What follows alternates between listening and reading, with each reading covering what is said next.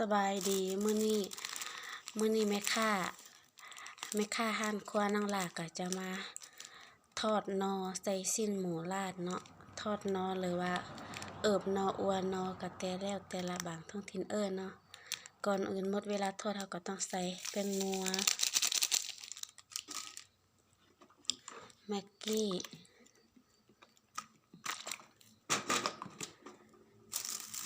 แล้วก็คน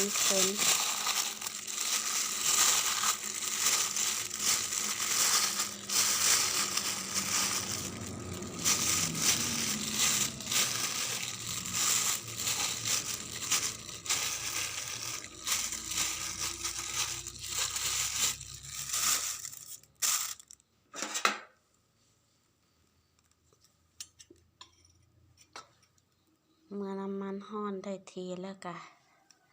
จะนำนอลง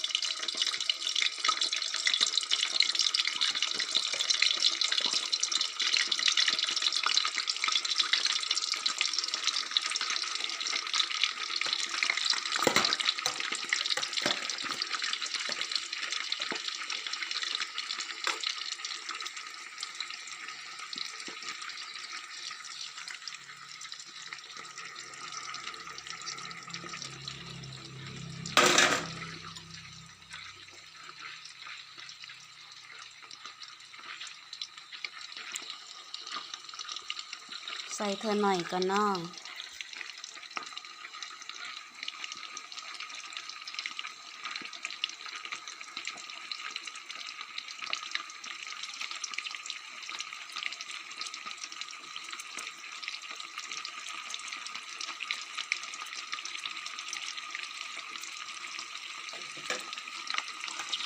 เวลาทอดนอเวลานอแล้วทอดนี่จะใช้เวลาดุนได้ใจเย็นๆจังได้กินของแซ่บ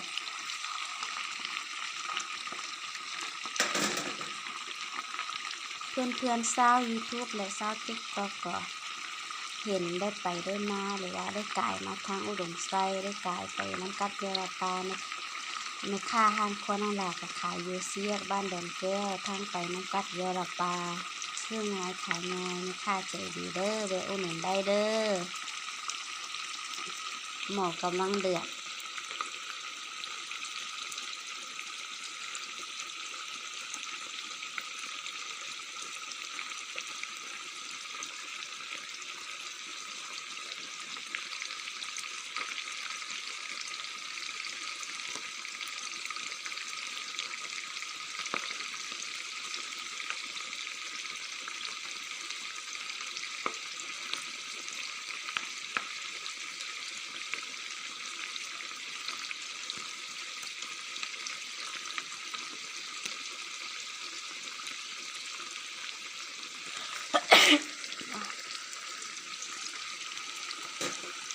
จานตัวเด็กแต่เช้า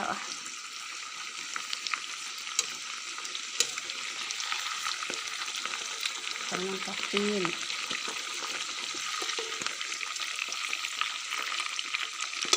คอยปีนคอยหึมนะ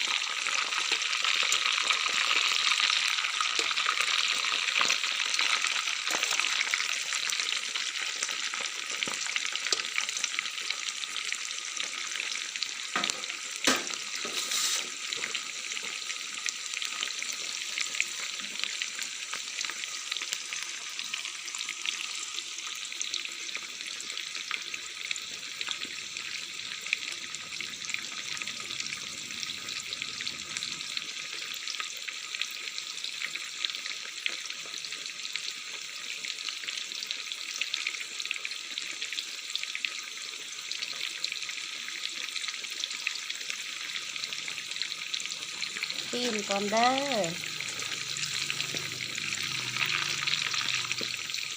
นี่ปลากะเหลืองไปเท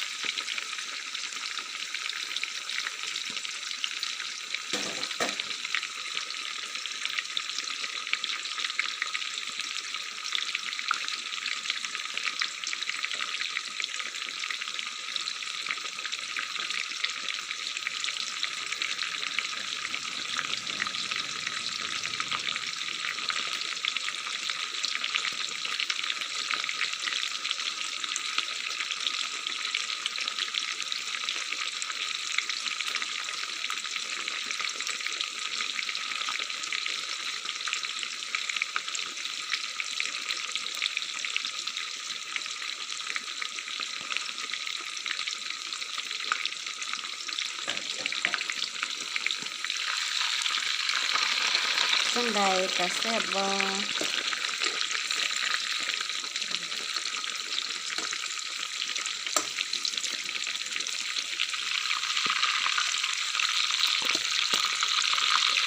เวลาทอดนอได้ใจเย็นๆมันพริกมันกลับด้านใกล้จะสุกแล้วเด้ได้ไปได้มาทางอุดมไซได้มาเมืองไซได้ไปน้ำกัดโยลปลาขายอยู่สี่แยกบ้านดอนแก้วทางเขาหุ้งหมูแข็งและทางไปน้ำกัดโยลปลา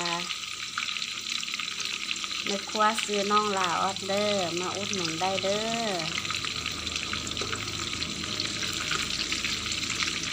ซุปเป็นเทียบห้อยละน้อ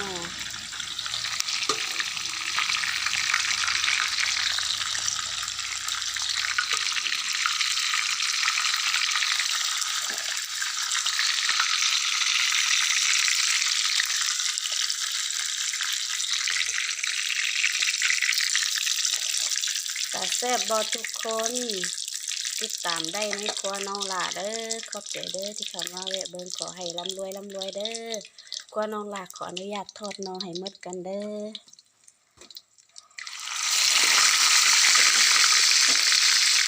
สบายดีตอนเช้าหมดทุกคนเด้อ